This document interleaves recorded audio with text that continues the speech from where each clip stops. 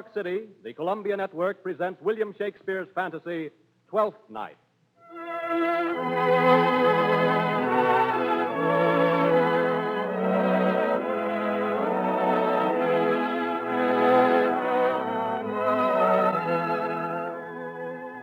Each Monday night at this time, during July and August, the Columbia Network has brought you special full-hour radio adaptations of 7 of William Shakespeare's greatest plays, starring some of the world's most distinguished artists. Tonight, another imposing list of players from stage, screen, and radio join us in bringing you Shakespeare's delightful fantasy, Twelfth Night, which is the concluding play in Columbia's 1937 Shakespeare cycle.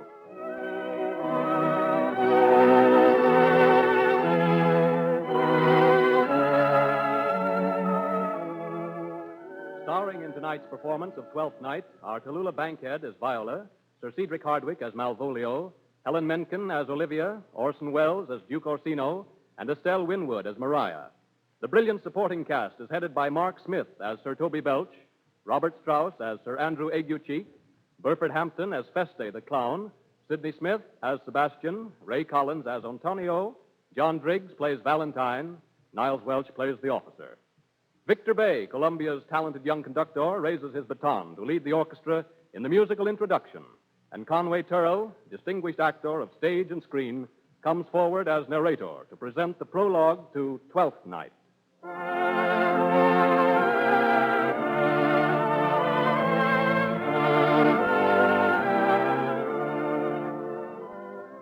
On the sunlit coast of a green curling sea is the land of Illyria. The sand on the shore is white. From the moss and the glistening rocks spring small white flowers. And white, rising above the cypress trees, white are the marble columns of the great palace towards which we are wafted by this strain of music. Here dwells the Countess Olivia, beautiful, aloof, and melancholy. For the death of an only brother has clouded her life. In the household of the fair Olivia lives her uncle, the sponging, roaring, wine-bibbing, fat Sir Toby Belch. You may be sure he is not sad. He's in the kitchen getting drunk as fast as he can with his old crony, Sir Andrew Aguecheek. Sir Andrew is spindle-shanked and rattle-brained. But Toby would like to see him married to Olivia to make borrowing money a bit easier. Beside them now stands Maria, a pert wench with saucy blue eyes, who, in moments of more propriety, acts as lady-in-waiting to Olivia. Maria! Maria! What a plague means my niece to take the death of her brother thus. Maria! A stoup of wine! Sir Toby. That drinking will undo you. I heard my Lady Olivia talk of it yesterday, and of this foolish knight that you brought in one night to be her wooer. Who, Sir Andrew Aguecheek? Aye, he. Please, Sir Toby, I'll ride home tomorrow. Your niece will none of me. The Duke Orsino himself woos her. She'll none of the Duke. I've heard her swear it. Come, shall we set about some revels? Oh, I delight in revels sometimes altogether. Faith, I can cut a caper. Let me see the caper. Higher! Excellent! Higher! And then there is Malvolio, the pompous major domo and butler-in-chief to Olivia. Now he gestures to himself in the mirror. First he waves an elegantly ruffled hand. Then he leans to examine a small blemish on a rather large nose. Malvolio is socially ambitious. He is persuaded that his mistress is secretly in love with him. To be Count Malvolio. What is but fortune, all is fortune. Maria once told me that the Lady Olivia did affect me, and I've heard herself come thus near, that should she fancy you to be one of my complexion, besides, she uses me with a more exalted respect than anyone else that follows her. Well, what should I think of it?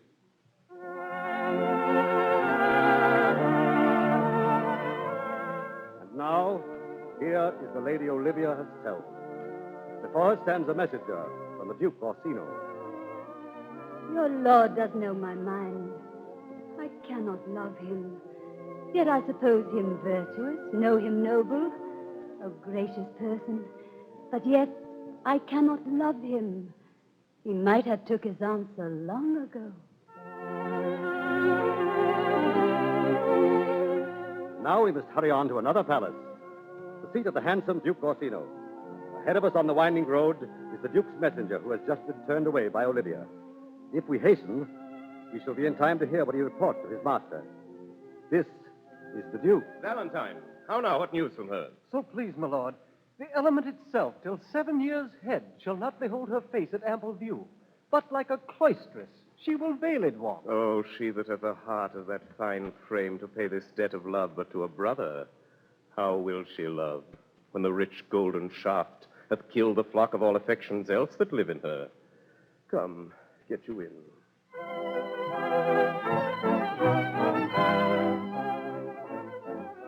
Olivia weeps for her brother, and Orsino sighs for Olivia. To all appearances, they may continue to do so till doomsday on the white, sunlit shores of the green curling sea. But now comes a storm. Out at sea, a hurrying ship is lashed to helplessness by wind and frothing waves. A brother and sister, twins, alike in face and manner, cling frantically to each other. The mainmast goes. The ship is down by the stern. The brother and sister are in the water. Now they are wrenched apart. Now a rushing avalanche of water is between them. A sailor is swimming toward the girl as night blots out the sea. Viola, for that is the girl's name, is rescued and brought safely to shore in a small boat, just as day dawns. But no one has seen her twin brother, Sebastian. Now Viola has mastered her grief as best she can, in the faint hope that he may have been rescued. Now she must turn to the problem of living, for she is without money or friends. Knowest thou this country, sailor? Aye, madam. Who governs here? A noble duke, Orsino. Orsino. I've heard my father name him. He was a bachelor then. And so is now, or was so very late. I prithee conceal me what I am, and to be my aid, for such disguise as haply shall become the form of my intent. I'll serve this duke, for I can sing and speak to him in many sorts of music. That will allow me very work his service. What else mayhap through time I will commit. Only shape thou thy silence to my wit.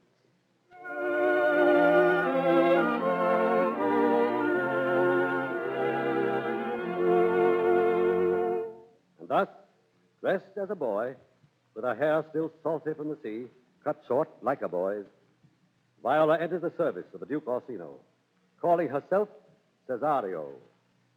Thus ends the prologue, and begins the play of Twelfth Night, or what you will. The Duke continues these favors toward you, Cesario. You are like to be much advanced. He hath known you but 3 days, and already you're no stranger. You either fear his humor or my negligence, that you call in question the continuance of his love.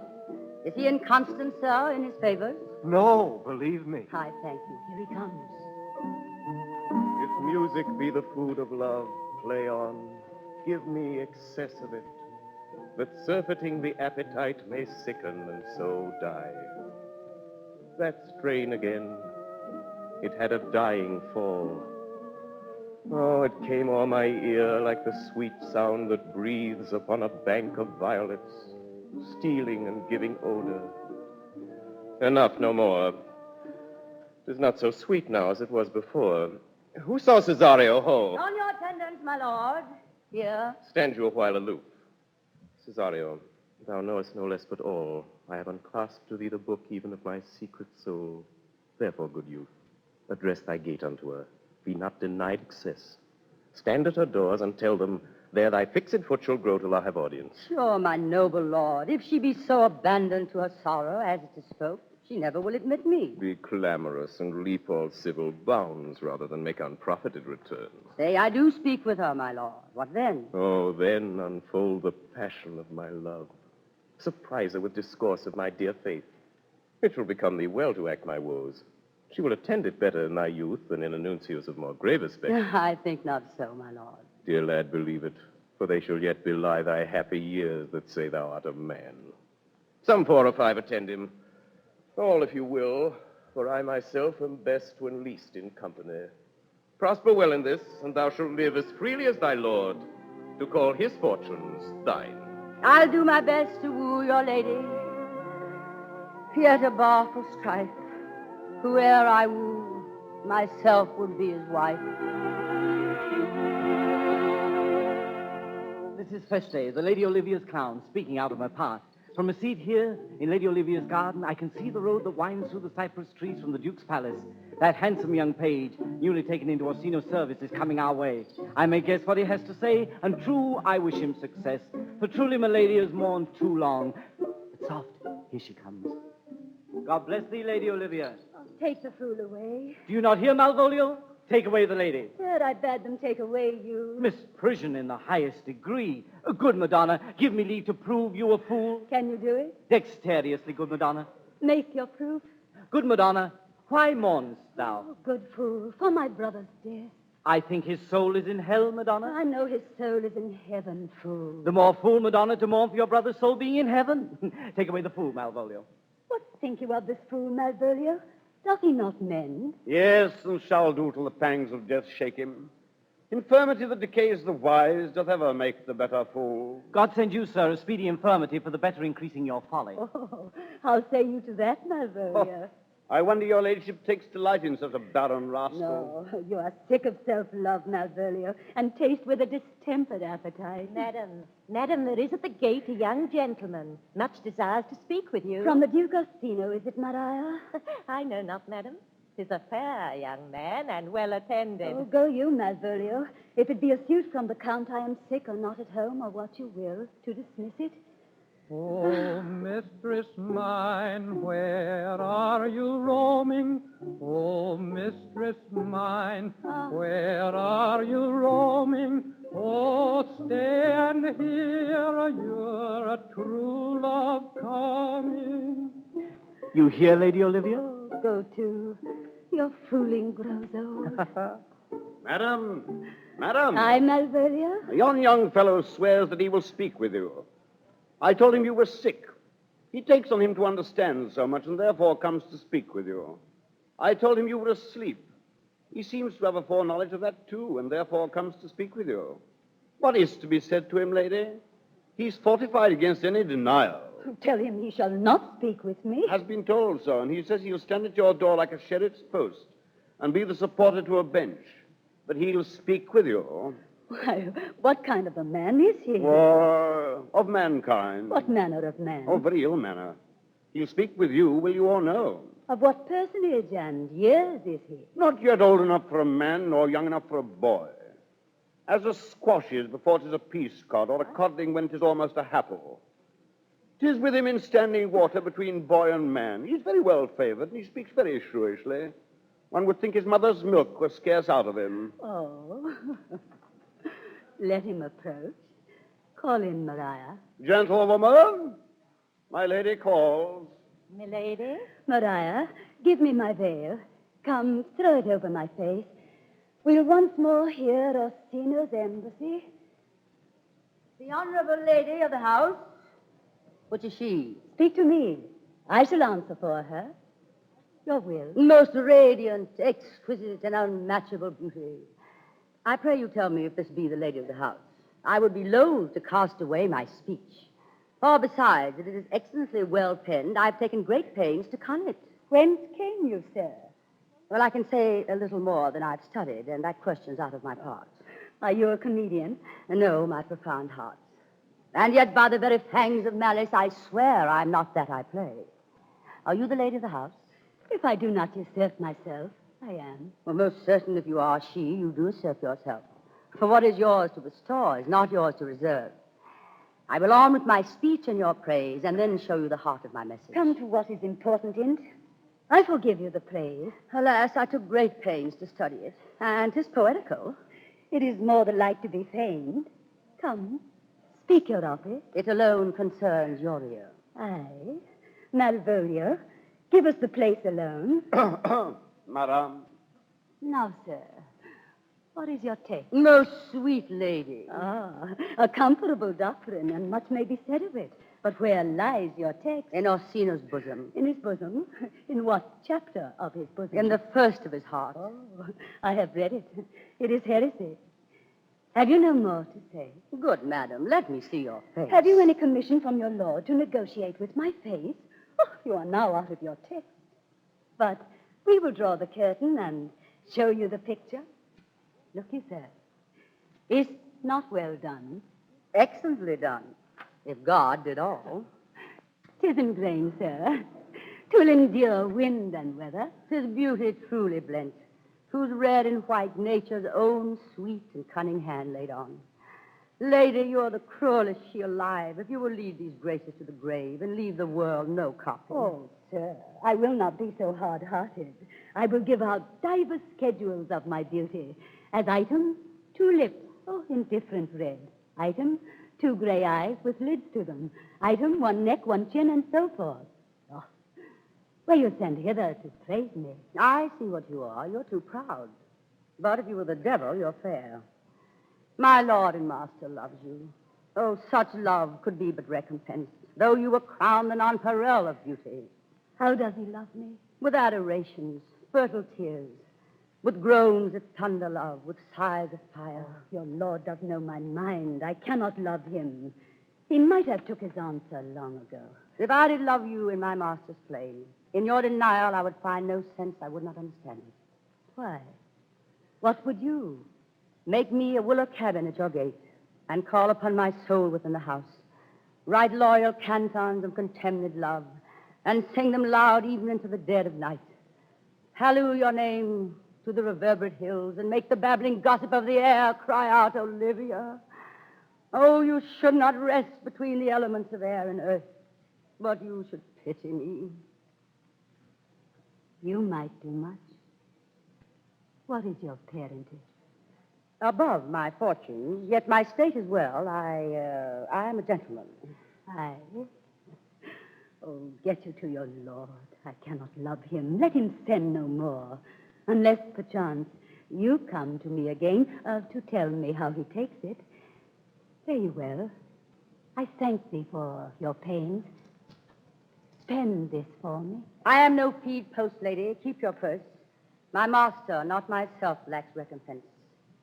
Farewell, fair cruelty. Fare thee well.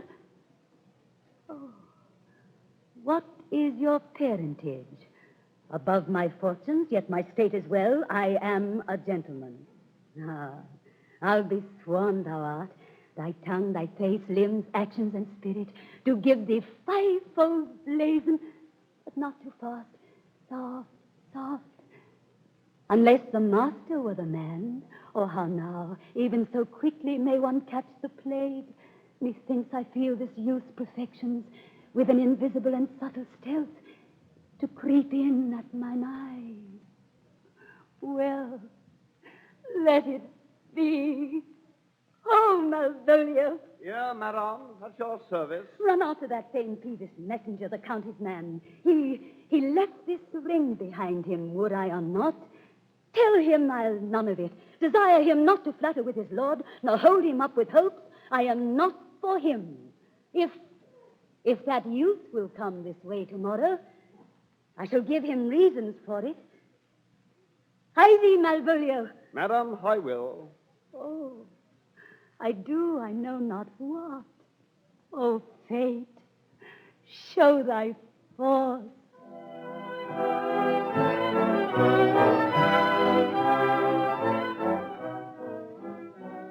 This is Feste the clown. I swear my mistress has fallen in love with the Duke's page Cesario. Else why is she distracted? Else why did she send him a ring he ne'er had? Else why did she retire to bed without supper, if it were not to grieve? But let that go. Sir Toby and the foolish Sir Andrew are drunk in the kitchen, where I shall join them anon. Approach, Sir Andrew. Not to be abed after midnight is to be up betimes, thou knowest. Nay, by my troth, I know not. But I know to be up late is to be up late. A false conclusion. I hate it as an unfilled can. Does not our life consist of the 4 elements? Faith, so they say. But I think it rather consists of eating and drinking. Thou art a scholar. Let us therefore eat and drink. Hey, Robin, tell me how may later. How now, my heart? Here comes the fooly face. Welcome, ass. Now let's have a chat. Come on, let's have a song. Shall we make the welkin dance indeed? Shall we rouse the night owl in a catch that will draw 3 souls out of 1 weaver? Shall we do that? And you love me, let's do it. I'm a dog at a catch. Let our catch be thou knave. Hold thy peace, thou knave knight. I shall be constrained in it to call thee knave knight. 'Tis not the first time I've constrained one to call me knave. Begin, fool. It begins, hold thy peace. I shall never begin if I hold my peace. Goody face. Come, begin. Hold thy peace, I pray thee, hold thy peace. Thou knave. Thou Hold thy peace, I pray thee, hold thy peace. Thou knave. Sir Toby! What a caterwauling do you keep here? If milady had not called up her steward, Malvolio, and bid him turn you out of doors, never trust me. Maria, my lady's a Gatayan. Malvolio's a beggar Ramsey. And 3 merry men be we. Am not I consanguineous? Am I not of a blood? Chilly Valley, lady. There dwelt a man in Babylon, in Babylon, in Babylon. Peace, Sir Toby. This room is nice and admirable. In Babylon. For the love of God, peace! Here comes Malvolio. My masters, are you mad or what are you? Have you no wit, manners, nor honesty, but to gabble like tinkers at this time of night? Do you make an ale house of my lady's house that you speak out your cosiest catches without any mitigation or remorse of voice? Is there no respect of place, persons, nor time in you? We did keep time, sir, in our catches. Sir Toby, I must be round with you. My lady Olivia bade me tell you that though she arbors you as her kinsman, she is nothing allied to your disorders. If you can separate yourself from your misdemeanors, you are welcome to the house. If not, and it would please you to take your leave of her, she is very willing to bid you farewell. Farewell, dear heart, since I must needs be gone. Snick up. Nay, good, Sir Toby. Oh, this is much credit to you. Shall I bid him go? Oh, no? What, and if you do? Shall I bid him go and spare not? No, you dare not. Malvolio art any more than a steward? Dost thou think because thou art virtuous, there should be no more cakes and ales? Go, sir, rub your chain with crumbs. A stoup of wine, Maria. Mistress Maria, if you prize my lady's favor as anything more than contempt, you would not give means for this uncivil rule. She shall know of it by this hand. Go shake your ears. Sweet Sir Toby, be patient for tonight. Since the youth of the Count's was today with milady, she is much out of quiet. For Monsieur Malvolio, let me alone with him. If I do not gull him into a nay word and make him a common recreation, do not think I have wit enough to lie straight in my bed. I know I can do it. Possess us. Tell us something of him. Marry, sir, sometimes he's a kind of Puritan. Oh, if I thought that, I'd beat him like a dog. The devil a Puritan, that he is, or anything constantly but a time pleaser. Malvolio's the best persuaded of himself, so crammed as he thinks with excellencies, that it is his grounds of faith that all that look on him love him. And on that vice in him will my revenge find notable cause to work. What wilt thou do? I will drop in Malvolio's way some obscure epistles of love. Wherein, by the color of his beard, the shape of his leg, the manner of his gait, the expression of his eye, forehead, and complexion, he shall find himself most feelingly personated. I can write very like my Lady Olivia. On a forgotten matter, we can hardly make distinction of our hands. Excellent. I smell a device. I have it in my nose, too. Malvolio shall think by the letters that thou wilt drop that they come from my niece and that she's in love with him. My purpose is indeed a horse of that color. And your horse, now, would make him an ass. Ass? I doubt not. Oh, 'twill be admirable. It's thought royal, I'll warrant you. I know my physic will work with him. I will plant you two where Malvolio shall find the letter. observe his construction of it. For this night to bed and dream on the event.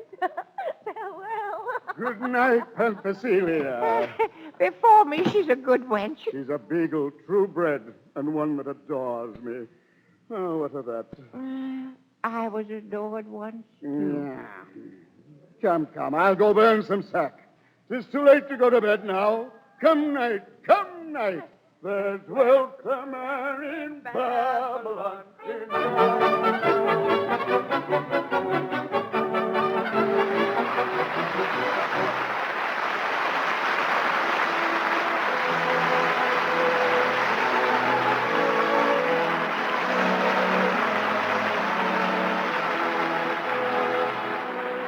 You have just heard the first part of Columbia's presentation of Twelfth Night, starring Tallulah Bankhead as Viola, Sir Cedric Hardwicke as Malvolio, Helen Menken as Olivia, Orson Welles as Duke Orsino, and Estelle Winwood as Maria. The play will continue in just a moment. This is the Columbia Broadcasting System.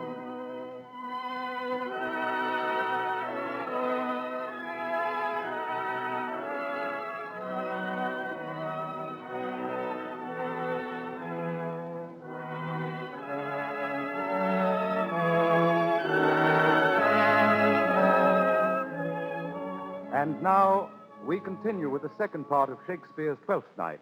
And again, your narrator, Conway Turrell, comes forward to set the scene.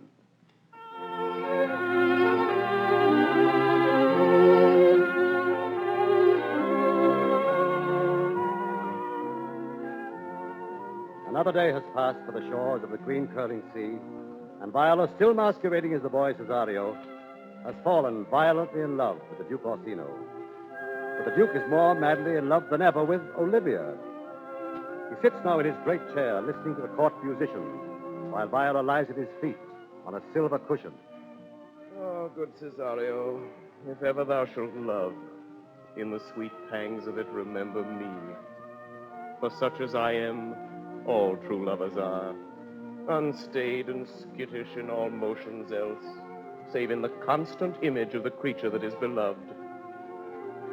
How dost thou like this tune? It gives a very echo to the seat where love is throned. Thou dost speak masterly. My life upon it, young though thou art, thine eye hath stayed upon some favor that it loves. Hath it not, boy?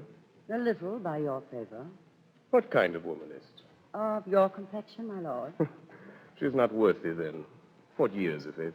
About your years, my lord. Too old, by heaven. Let still the woman take an elder than herself. So wears she to him. So sways she level in her husband's heart. Then let thy love be younger than thyself, for thy affection cannot hold a bent. For women are as roses, whose fair flower, being once displayed, doth fall that very hour. And so they are. Alas, that they are so, to die, even when they to perfection grow. Now, good Cesario, that piece of song, that old and antique song we heard last night, methought it did relieve my passion much, more than light airs and recollected turns of these most brisk and giddy-paced times. Come, but one verse. Are you ready, my lord? Aye, prithee, sing.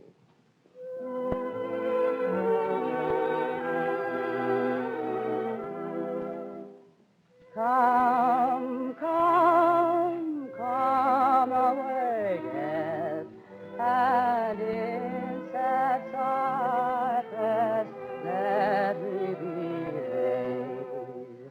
Fly, fly, fly away, breath, I'm safe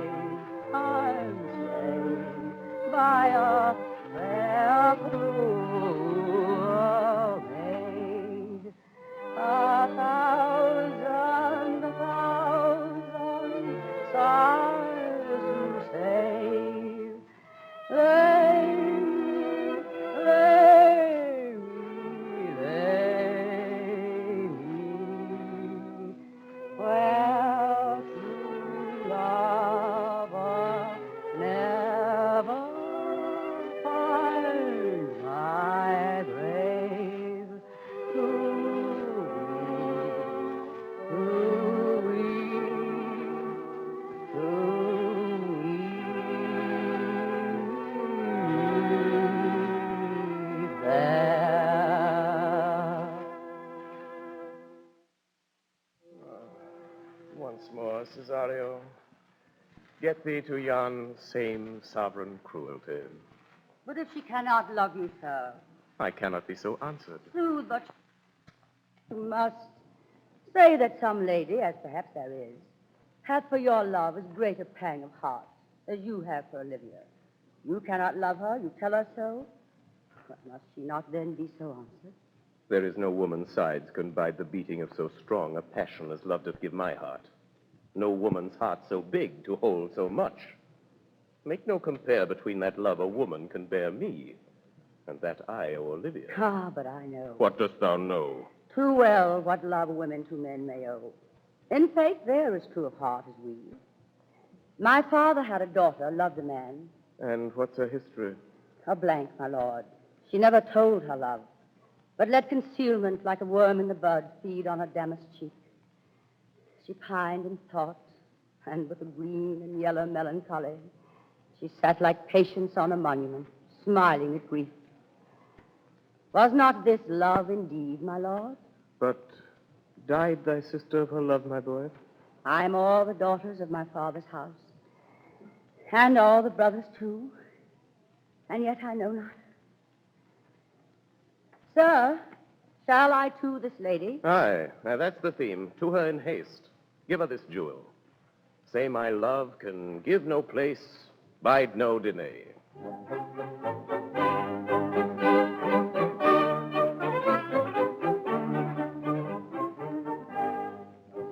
This is Peste the Count, speaking frankly out of my part.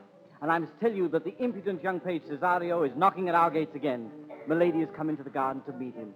I believe the young rascal suspects that my Madonna loves him. But soft.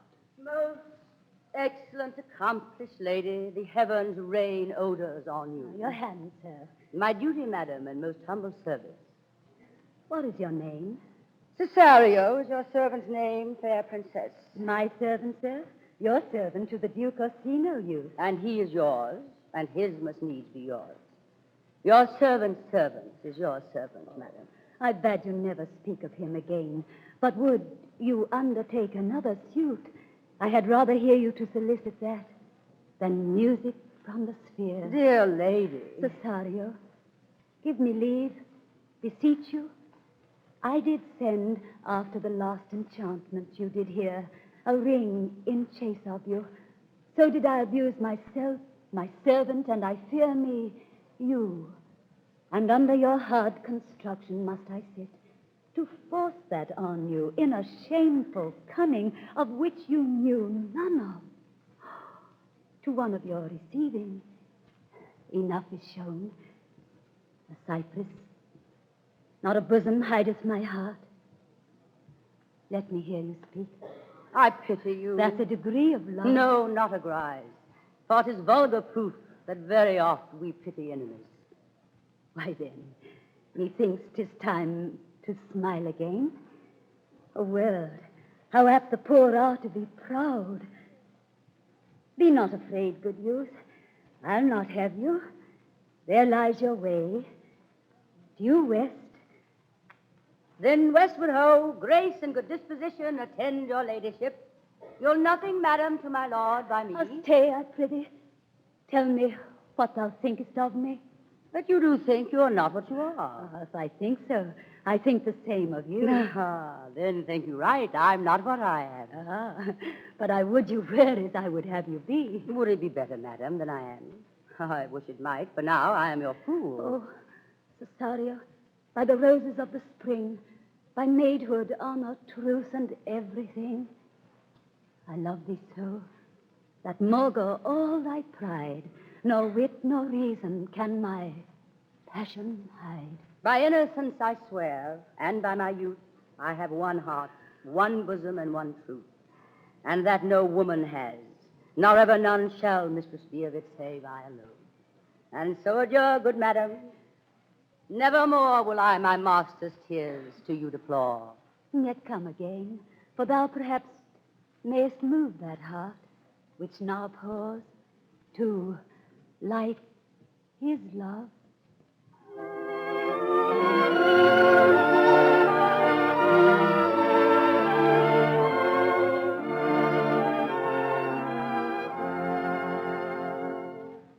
This, especially the clown. I'm very weary I am of this love-making. Oh, well, there's some sport afoot. Sir Toby and Sir Andrew and Maria are in the garden. And Maria has scribbled the letter to Malvolio in a hand so like milady's that Malvolio cannot choose but be fooled. Nor does he need persuasion. The ass believes milady loves him. Here comes Maria with the letter. Sir Toby! Sir Andrew! Peste! Quick, quick! Malvolio's coming. Malvolio's coming down this walk. He has been yonder by the sun, practicing behavior to his own shadow this last half hour. Observe him for the love of mockery, but I know this letter will make a contemplative idiot of him. Get ye all three into the box tree. Letter, lie thou there, for here comes the trout that must be caught with tickling. To be Count Malvolio. Oh, there is example for it. The lady of the Strachey married the yeoman of the wardrobe. Having been 3 months married to Olivia, calling my officers about me in my branched velvet gown, having come from a daybed where I have left Olivia sleeping. Fire and brimstone. And then to have the humor of state, and after a demure regard of travel, telling them that I know my place as I would they should do theirs. To ask for my kinsman Toby. Oh, for a stone bowl to hit him in the eye. Oh, peace. 7 of my people, with an obedient start, make out for him. I frown the while, and perchance wind up my watch or play with my, some rich jewel. Toby approaches, curtsies there to me. Shall this fellow live? I extend my hand to him thus, saying, Cousin Toby, my fortunes having cast me on your niece give me this prerogative of speech. You must amend your drunkenness. Out, scab. Nay. Besides, patience. you waste the treasure of your time with a foolish knight. That's me. I warrant you. One Sir Andrew. I knew 'twas I. Ha-ha. Oh, a letter. Now is the woodcock near the gin. What employment have we here? By my leaf, this is my lady's hand. These be her very C's, her U's, and her T's, and thus makes she her great P's. Oh, it is intended to question her hand. Her C's, her U's, and her T's. Why that? To the unknown beloved, this and my good wishes. Her very phrases. By your leave wax, soft. And the impressure of her Lucrece, with which she uses to seal. Oh, 'tis my lady. To whom should this be? Did not I say he would work it out? I may command where I adore, but silence like a Lucrece knife, with bloodless stroke me art doth gore. Hem, ho, hey, hi, doth sway me life. A fustian riddle. Excellent wench. Hem, ho, hey, hi, doth sway me life. Oh, let me see. I may command where I adore. Why, she may command me. Oh, this is evident to any formal capacity. There's no obstruction in this. And the end. What does this alphabetical position portend? Hem, ho, hey, hi. Hem. Malvolio, hem. Why, that begins my name. There. Did not I say he would work it out? Yes, but then there is no constancy in the sequel that suffers under probation. A should follow, but ho does. And O shall end, I hope. I'll cudgel him and make him cry, ho. Soft. Here follows prose. If this fall into thy hand, revolve. In my stars I am above thee, but be not afraid of greatness. Some are born great, some achieve greatness, and some have greatness thrust upon them.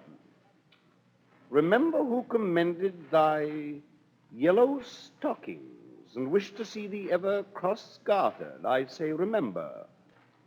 Go to, thou art made, if thou desirest to be so. Farewell. She that would alter services with thee, the fortunate unhappy. Oh, daylight and champagne discovers not more. This is open. Oh, I do not now fool myself to let imagination jade me, for every reason excites me to this, that my lady loves me. Oh, I thank my stars I'm happy. I will baffle Sir Toby. I will be strange, stout in yellow stockings and cross-gartered even with the swiftness of putting on. Jove and my stars be praised. Oh, here is yet a postscript. Thou canst not choose but know who I am. If thou entertainest my love, let it appear in thy smiling. Thy smiles become thee well. Jove, I will smile. I will do everything that thou wilt have me. Oh, I could marry this wench for this device. So could I, too.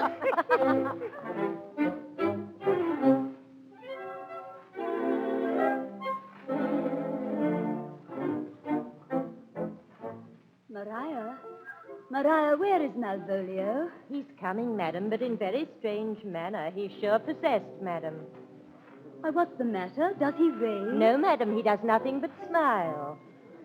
Your ladyship had best to have a guard about you if he comes. For sure the man is tainted in his wits. Oh, I am as mad as he, if sad and merry madness equal thee. How now, Malvolio? Sweet lady. Ho, ho, ho. Smilest thou? I sent for thee upon a sad occasion. Sad lady? Oh, I could be sad. This does make some obstruction in the blood, this cross-gartering, but, oh, what of that? If it please the eye of one, it is with me as a very true sonnet is. Please one, please all. How dost thou, man? What is the matter with thee? Not black in my mind, though yellow in my legs. Oh, it did come to his hands, and command shall be executed.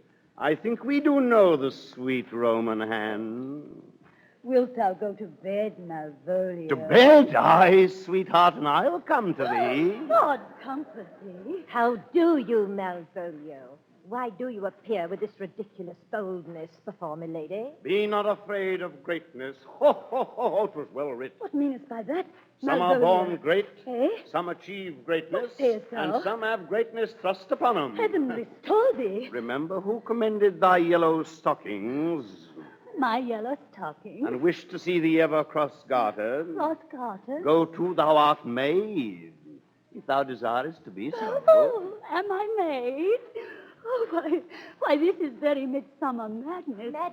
Madam, the young gentleman of the Duke Orsino's is returned. I could hardly entreat him back. He attends your ladyship's pleasure. I'll come to him. Good Maria, let this fellow be looked to. Where's my cousin Toby? Let some of my people have a special care of him. I would not have him miscarry for the half of my dowry. Oh, ho, ho, ho. You come near me now. Ho. No worse man than Sir Toby to look to me. Oh, this concurs directly with the letter. She sends him on purpose that I may appear stubborn to him.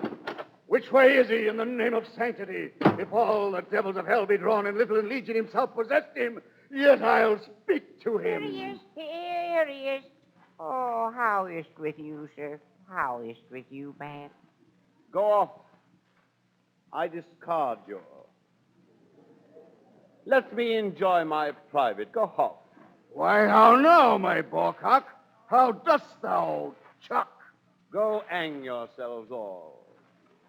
You are idle, shallow things. I am not of your element.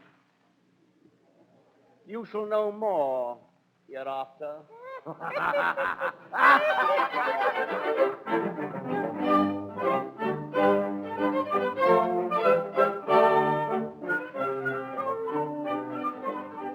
This is Festy the Clown. To tell you there is yet more fun afoot. Silly Sir Andrew is fighting cock-jealous of the Duke's page Cesario. Now Sir Toby Belch has spurred Sir Andrew to challenge the youth to a duel. I know Andrew is a coward. As for Cesario, 'tis a soft-spoken youth. They are both like to die of fright. But tarry, here comes the page now. And Sir Toby to meet him with Ague Cheek's challenge. Gentlemen, God save thee. And you, sir? That defense thou hast, betake thee to it. Thy interceptor, bloody as the hunter, attends thee at the orchard end. Oh, you mistake, sir. I'm sure no man hath any quarrel to me. I pray you, sir, what is he? One Sir Andrew. He is a devil in a private drawl. I will return again into the house and desire some conduct of the lady. I am no fighter. Back you shall not to the house. I beseech you, do me this courteous office as to know of the night what my offense to him is. I will do so, Sir Feste. Aye, Sir Toby. Stay you by this gentleman till I return. Aye, sir.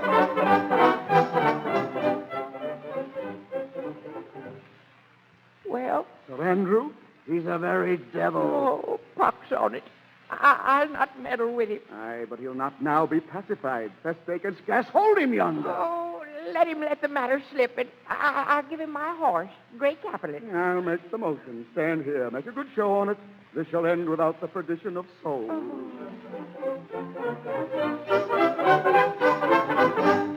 There's no remedy, Signor Cesario. He will fight with you for oath's sake. He protests he will not hurt you. Pray God defend me. A little thing would make me tell them how much I lack it in hand.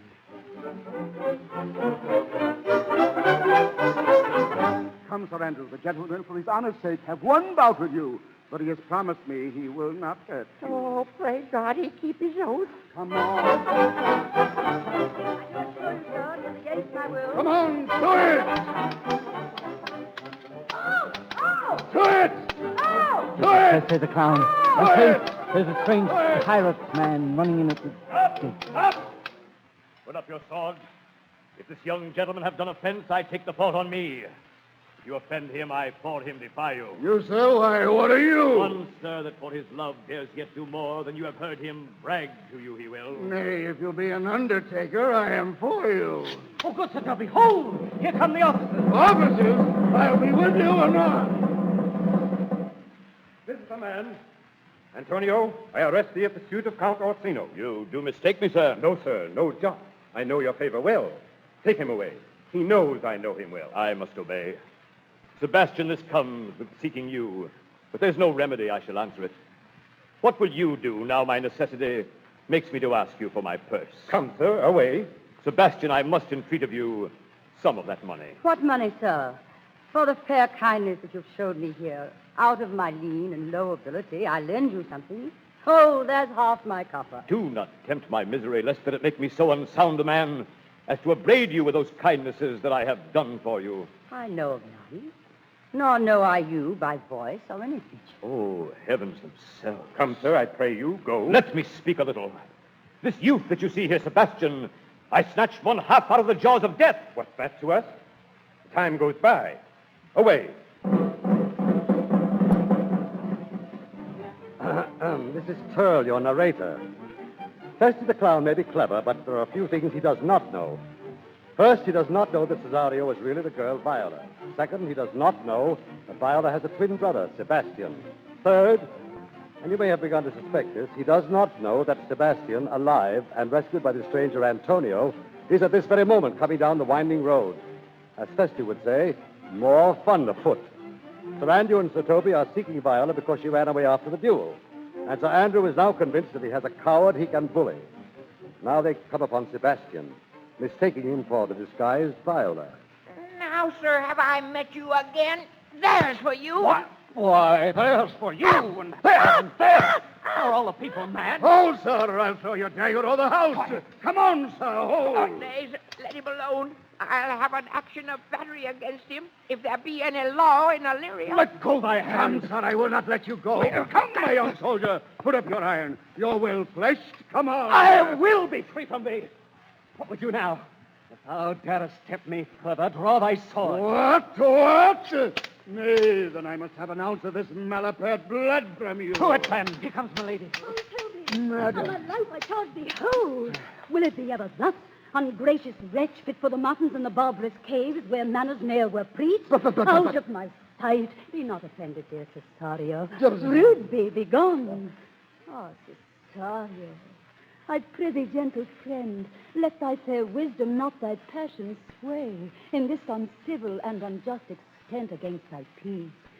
Go with me to my house, and hear thou there how many fruitless pranks this ruffian hath botched up, that thou thereby mayest smile at this. Ah, thou shalt not choose, but go. Fair lady. Ah, blame not this haste of mine. If you mean well, plight me the full assurance of your faith. Do not deny. If it be thus to dream, still let me sleep. Oh, nay, come, I prithee. would thou be ruled by me? Madam, I will. Oh, and so be. Then lead the way, and heaven so shine that they may fairly note this act of mine.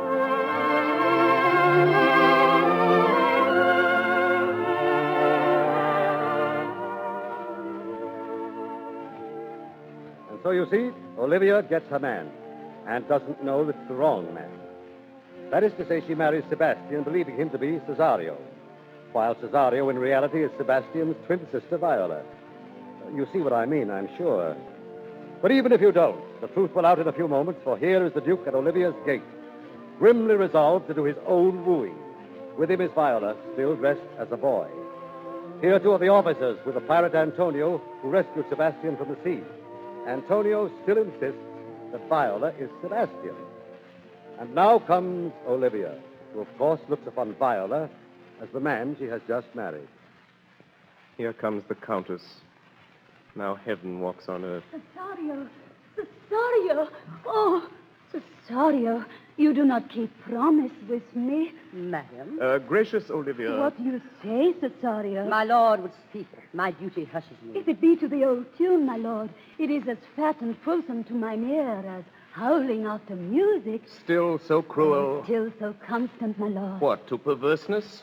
You uncivil lady. Come, boy, with me. My thoughts are ripe in mischief. And I, most jocund, apt and willingly to do you rest, 1,000 deaths would die. Where goes Cesario? After him I love, more than I love these eyes, more than my life, more by all more than e'er I shall love wife. Oh, I me detested. How I am beguiled. Who does beguile you? Who does you wrong? Hast thou forgot thyself? Is it so long? Come away. Oh, Cesario, my husband, say. Husband? Aye, husband. Can he that deny? Her husband, sirrah? No, my lord, not I. Oh, thou dissembling cub. What wilt thou be when time hath sowed a grizzle on thy case? Farewell and take her, but direct thy feet where thou and I henceforth may never meet. My lord, I do protest, No, my do not lord. swear. Oh, little face, thou hast too much fear. Oh, for the love of God, a surgeon. Send one presently to Sir Toby. What's the matter, Sir Andrew? He has broke my head across and has given Sir Toby a bloody coxcomb, too. Who has done this, Sir The Andrew? Count's gentleman, one Cesario. My gentleman, Cesario? Why do you speak to me? I never hurt you. Oh, if a bloody coxcomb be a hurt, you have hurt me. Oh, here comes Sir Toby, halting. How now, gentlemen? How is't with you? Oh, that's all one. Has hurt me, and there's the end on it. Get him to bed and let his hurt be looked to. I'll help you, Sir Toby. Will you help? An asshead, and a coxcomb, and a knave, a thin-faced knave, a go! Madam, I am sorry, madam, I have hurt your kinsman. But had it been a brother of my blood, I must have done no less with wit and safety. Oh, one face, one voice, one habit. Oh, and two persons. You throw a strange regard upon me. Sebastian! Antonio. Oh, my dear Antonio. Sebastian, are you? Fearest thou that, Antonio? How have you made division of yourself? An apple cleft in two is not more twin than these two creatures. Which is Sebastian? Which is Cesario? Do I stand there?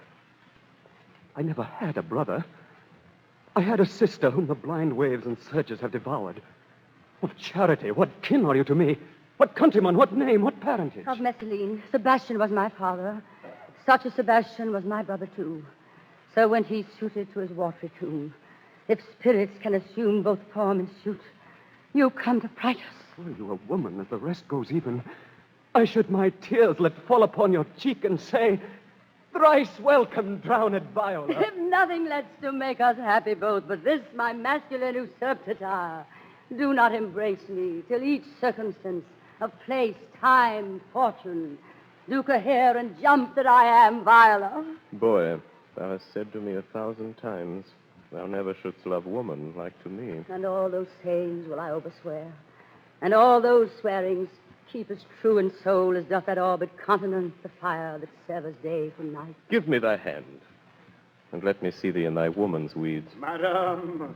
Oh, here comes Malvolio. They say, poor gentleman, he's much distressed. Madam, madam. Is this the madman? Aye, my lord. The same. How now, Malvolio? Madam, you have done me wrong. Notorious wrong. Oh, have I, Malvolio? Lady, you have. Pray you peruse that letter and tell me in the modesty of honor why you have given me such clear lights of favor.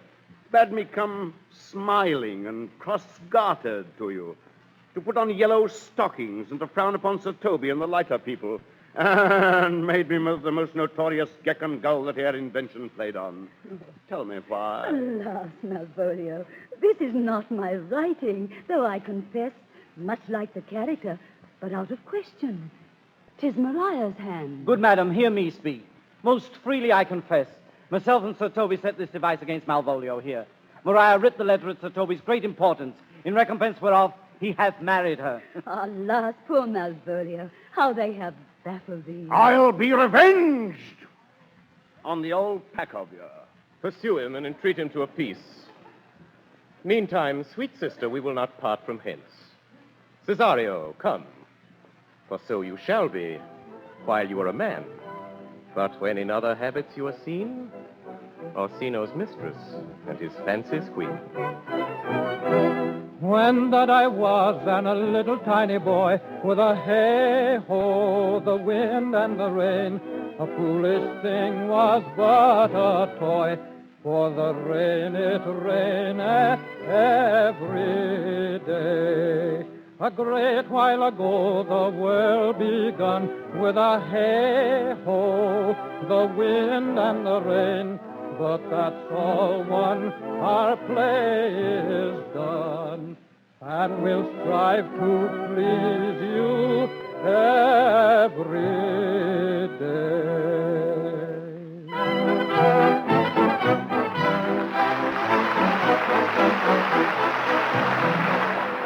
And so the curtain falls at Columbia's Playhouse in New York City on the radio adaptation of Shakespeare's fantasy, Twelfth Night.